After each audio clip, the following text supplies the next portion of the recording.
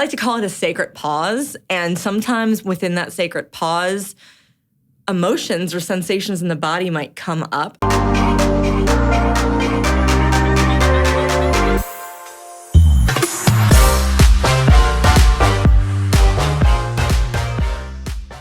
Hi, this is Peyton with Girls Gone Right. And this is Megan. And we have Michele back at Girls Gone Right on another episode. Today, we're gonna have Michele explain this. Yes. Because I am not sure the exact terms, but I do know that this she is... said what it was called, and I go, you can say it. Yeah, you can say it. But basically, it is an intense meditative state that's going to allow us to have like an emotional release, but I will let you explain on this. Yeah. So the technique is called Neo-Emotional Release Technique, and essentially what it is I'm guiding you into your body to make it a safe place for you to land, because a lot of people, if they've had a lot of trauma or even if they've just had a hard week, like you don't really remember to be present and like come back to yourself because your mind is racing and all these thoughts, and then you forget, wait, I have this thing here. Yeah. So it's just... I like to call it a sacred pause, and sometimes within that sacred pause, emotions or sensations in the body might come up, and they're actually trying to express to you what is going on internally in your internal world. And it could be chronic pain that you're feeling, or just kind of tingling. Or I did a session on my mother recently, and she had dizziness, but like it's like whatever wants to come up and express, it just wants to be felt and witnessed. You're holding space for the sensation, and eventually it actually tends to just dissipate. And then you find that when you're out of it, like any chronic pain or tension in the body tends to kind of just go away, which is wild, because whenever I say that chronic pain is nervous system related, people are like, you're crazy, what are you talking about? But honestly, I'm like, in my own journey, that's quite literally been what it is. So you witnessed it, so it's true. Yeah. Wow. Okay, I'm really excited. I don't know if this is going to help anything, but my lower back be hurting. It's probably because I realized I was 26 last week. And I've been thinking that I've been 25 for the past few months, and I've been telling everyone apparently that I'm 25, and I'm actually 26. And so not only am I older, I'm also a liar, because I've just been lying to everyone. And now my back hurts. No, it was an accident. I was accidentally lying to people. I forgot. It was an accident. It slipped my mind that I had a birthday, and now my back call hurts. that delusional. Yeah, delulu. And now my back hurts. It's like you turn 26, your back's like... Delulu. And I was like, literally... just, going about my day and like going out with my friends, having dinner. I'm like, my back hurts. Like I have to go. I don't know why, but my back hurts. It's Welcome my to back. Getting old. Yeah. It goes with the lower back. Will this maybe help that? Oh, absolutely. Oh my God. That is absolutely going to help that. Yay. Yay. Well, what hurts on you? Everything. Point. Show me where it hurts. Point to where it hurts. Show me how to everything. I mean, my lower back always hurts. My hips are very loose, so they rub. Don't go there. They rub and click. Oh. So oftentimes, like, I can, like, hear it, like, and feel it, like, wanting to, like, slide out of socket. Oh, like the Barbies that you rip their legs off? Yeah, that's me. Yeah. Yeah. Or the ones that you, like, turn it, like, all the way up. I wish I was that flexible, but I'm not. No, just out of joint. It's coming out of your joint. It's fine. Yeah, no, they just slide and click all the time, and it causes a little bit of pain. Oh. Yeah. Okay. Yeah. How was your week? Like, have you had a stressful week? Because Michele said that this can impact it, and I know. Speaking for myself, I never have emotional breakdowns or anything like that, but I've had them this week. Well, How much time you got? So this will be fun. I'm excited. I'm usually like very like emotionally stable and sane, and I'm usually in a pretty good solid spot. And this week has tested me, and it's been really rough. So just like cry over everything. Yesterday I cried over my hair because I didn't like my baby bangs. They were like sticking out, and I looked like a cockatoo. And it just that pushed me over the edge. I was like, "This is it! Like I can't take this anymore." And it's like my face. This is the final straw. I feel like that's like what happens. Is it feels, that will be my 13th reason. Oh my gosh! It literally feels like a domino effect when you're already at like a heightened emotional state. Yeah, it takes one little thing, like one little hair out of place, and I'm like, this is it. Yeah. It just keeps like adding on and adding on because you're already dysregulated. But then you get emotional about it. Then you start thinking, why am I getting so frazzled in emotion over this one tiny and it's thing like, no, that it's doesn't not even that hair. matter? It's everything else that has happened. But then you're like, the culmination. But no, I'm stupid and I can't believe I'm getting mad about this. Yeah. And then it just like crumbles, and that's at least that's how I am. Actually, I have a really cool thing to tell you about this because I found out recently that like if you have a core emotion stuck in your body, like let's say fear, for instance, well, your mind doesn't understand what to do with the sensation that's coursing through your body, so it's going to look for reasons in your outer world or in your head as to why, like everything's going to come back to fear, and that's why you'll have like the looping thoughts, and all of a sudden it's like an avalanche of those thoughts like out of nowhere. And you're like, where did this come from? Because your mind is trying to make sense of the sensation that's actually in your body that hasn't been able to come up and come out yet. Yeah, makes sense. Yeah, it's pretty cool. You're like, it's going to be even cooler when it's gone. I'm scared. I'm scared. I do my therapy every week, and I've been crying a lot. So there's something that needs to come out. I don't know if I have any more liquid inside my head. We're going to find out. Okay. Yeah, we will see. So for the next part of this session, we are going to like go into another room. Michele brought mats and pillows and everything to make it cozy and comfy. We are going to not record the full session just so we can actually get the full experience, but we are going to record a few snippets so you can just see what it's like to have a session with Michele. And then we will come back to you guys to kind of just break it down and let you know how it goes. So before. I was only going to say, look at what they look like before. Before. Here it is. Yeah. So all right, I guess we'll be right back. We'll be back.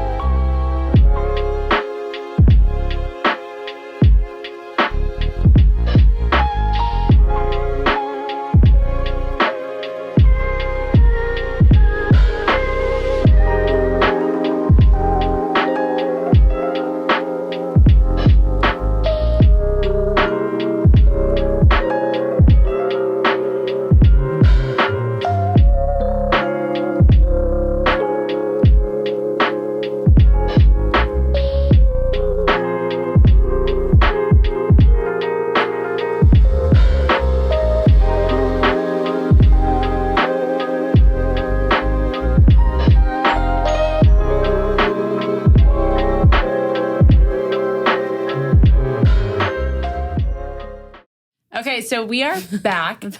Can we get a vibe check? How was it? Wow. Wow. So relaxed. Very relaxing. I feel like that was a power nap. Yeah. I feel like I got a night's good rest. Like well rested, like 10 hours of sleep. Yeah. That's how I feel. Because I've been so exhausted for months and just tired and not sleeping well. And it just feels really nice. Yeah, it was only 30 minutes. And like, that's the funny part is like it didn't feel like it. Yeah. No. And that's like the one thing with if I can speak to your experience. Yeah. Like Meghan had said that she felt heaviness in the body and that what it felt like the emotion that came up for her was tiredness. And yeah, that was because you haven't given yourself that like rest. The sacred pause, like I like to call it. You just haven't given yourself that rest and your body was recovering in that moment when you finally allowed it to just like, you know, like. It felt really strange. I couldn't explain it. And I think I said something like, it felt like I had a giant cushion or like a mattress on me, but it also felt like my limbs were like inflating, but sinking. It was the weirdest sensation, but as soon as it like started to lift up, it was like, yeah, it was crazy. I want to do it again. Wee. I like that. Yeah. How did you feel? I felt like the first thing I felt was like peace because I have done I forgot what they call it, but it's like the tanks that you sit in and deprivation. Yeah, deprivation tanks. So I have done that and I can't do it. It drives me nuts. And like I really struggle to shut off all the way. And when I've done those deprivation tanks, I end it early. I can never do the full 60 minutes because the 30 minutes I get really antsy and I can't just sit there without like, you have nothing going on. There's no lights, nothing. And so you're just sitting there alone with your thoughts. And that is really hard for me because I'm very much so work and goal oriented and career focused. And like, I feel like I have to have so much done. And even if I don't have, let's say all my work is done, I find something else to do. Like I will find more work to create, to do because I don't know.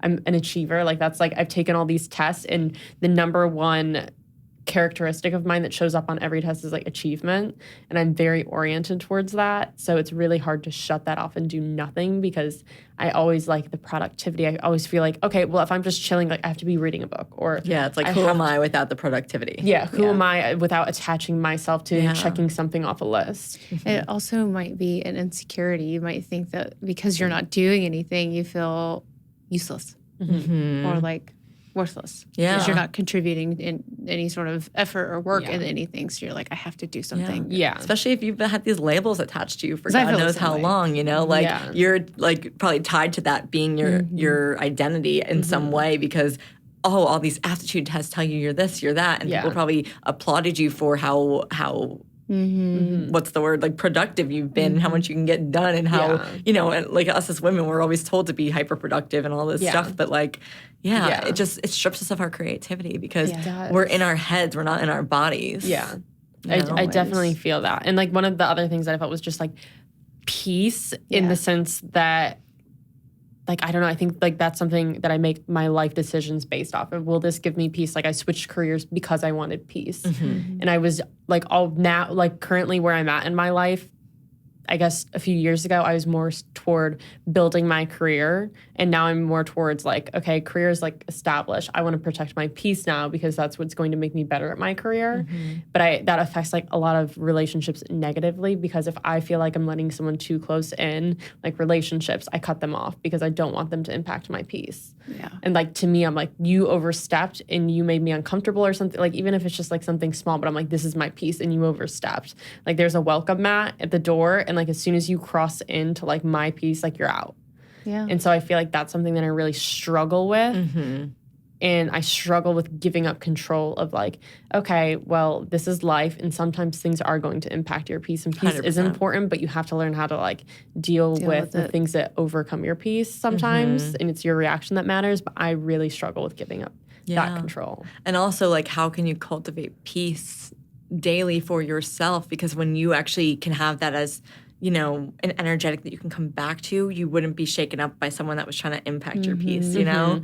It's like, I think the more armored up we are and the more boundaries, I mean, boundaries are great, but like to armor up and shut people out, you know, like that's probably going to impact you getting to know people and like honestly getting to know yourself, because I think the best mirrors for us are relationships. And like if we're afraid to lose our peace, it's because we're actually not giving ourselves peace.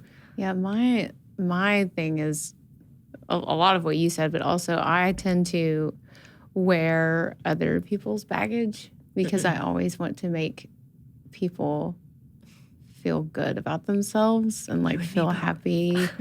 And if someone that's very close to me is sad or unhappy, it makes me think like, oh my gosh, what did I do that made them feel that way? Yeah. And how can I make it better? I'm always trying to think of a solution that's going to make the situation go away or resolve. Resolution is like my biggest downfall. I can relate always to that. Need resolution. And if I don't have it, I cannot turn my brain off. I cannot turn it off. Yeah. And it's so hard for me to sit there at night and lay in bed and just constantly think about all the things that don't have resolution, whether it be just for the day or a relationship with someone or a friendship or things like that. So that was just really, I think that's where the tiredness and the heaviness came from, is just me wearing that baggage of other people's issues. Can I tell you a story? Because I fully went through this in my life, and I just recently, I don't know if your listeners are going to like this, but I did I hired a facilitator to guide me through a psilocybin mushroom ceremony. And that was the big thing that came up for me, was my codependency with other people. That if my body was physically at a breaking point because my body had so much pain because I was carrying other people's pain and other people's sadness, and I was making it my mission to release it for other people because no one wants to go there. I had the capacity and the depth to feel my pain, whereas a lot of people don't. And at the end of the day, if you do that for other people, you're only going to be impacting yourself, because they're still going to be living their lives because they know you're going to take that on for them, and they're probably they can access the pleasure and the joy and all of that stuff, but what are you left with? You're left with processing their stuff for them, and you can't access those places of higher consciousness. And best thing you can do for yourself is let people deal with their own stuff, because if they are going to, they're on their own journey, right? And you're never going to change their mind or try to, it's like you're fixing someone, but you're actually handicapping them from their experience, because they won't actually be able to, if they can't sit with their stuff because they know someone's going to do it for them, it's actually going to take away their ability to do the hard stuff. Yeah. Because they're going to have to face it at some point. Yeah. And I'm guilty of being that person too that tries to project my problems onto somebody else. Yeah. And I think I haven't liked that part of me. Yeah. So just a lot of heaviness that was released, guys. Lots of happiness. Lots of happiness. Light as a feather. Light as a feather, stiff as a board. Do you guys remember doing this as kids, where it's that technique where you lay on the ground and it's you fill your body with sand? Okay, so it's like a childhood thing. I don't know if you guys did this, so maybe it's just me and I'm crazy. But it's light as a feather, heavy as a sandbag or something, and it's light as a feather, stiff as a board. Yeah, but you would lay on the ground and close your eyes, and it's you pretend you're filling someone's body with sandbags, and then you would stand up and you would feel heavier, but it's a mind thing. Oh, I know what you're talking about. And it's you stand up and it's oh my gosh, I feel heavier, but it's because you were in that meditation state and doing that and it's making all in your head. Yeah. I've done something similar when I was a child, but not similar but different. Yeah. No, I just think of The Craft when they're light as a feather, stiff as a board. Such a good movie. But I guess it goes to show you what the mind, the power that the mind has, if it can make you heavy by feeding it, exactly, by feeding it certain emotional a manifestation cues. Exactly. I've been manifesting since I was a kid. So funny. Yeah, I think we're all manifesting something, whether we realize it or not, because I actually feel manifestation comes from the nervous system. Yeah. It's your subconscious programming that really manifests your outer world. So if you're run on heaviness and fear, then you're going to attract a lot of fear in your life, because that's what feels safe for you, because that's what you've grown up in.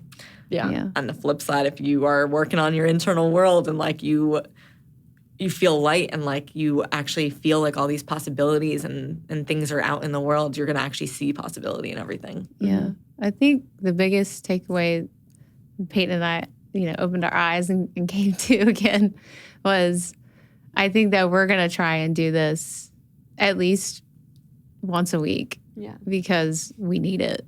We need to just turn off our phones. Yeah. We need to turn off the outside world. And it's so hard. It's so hard to do that. But I think it's for your mental health. Especially like when you're running physical. A business. Yeah. And like this is your thing, right? Like you have this, it's constantly on us to be doing all of this stuff. And there's news headlines, like we're constantly watching those. We're constantly watching like, what can we be doing next? So there is a lot of pressure.